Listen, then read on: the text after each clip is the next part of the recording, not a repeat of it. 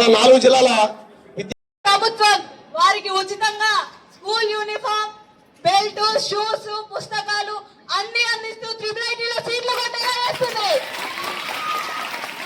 ఇలా అన్ని అందిస్తున్న మన ప్రభుత్వానికి మా విద్యార్థుల తరపున నేను కృతజ్ఞతలు తెలుపుకుంటున్నాను.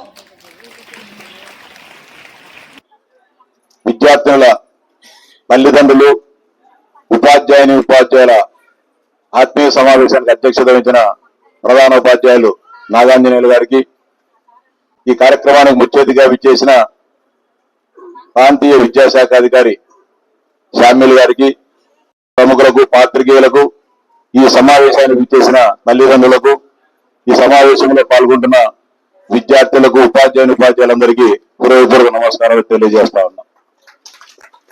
గతంలో ఎప్పుడూ లేని విధంగా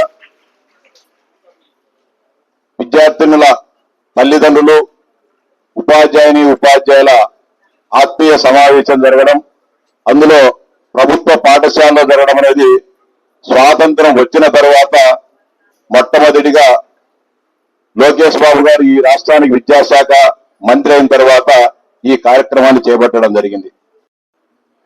ఉపాధ్యాయుల పిల్లల తల్లిదండ్రుల సమావేశాలు హైదరాబాద్లోనో లేకుంటే బెంగళూరులోనో మద్రాసులోనే లక్షలాది రూపాయలు ఫీజులు చెల్లించి చదువుకునే కార్పొరేట్ కళాశాలల్లో మాత్రమే ఇలాంటి సమావేశాలు జరిగేవి.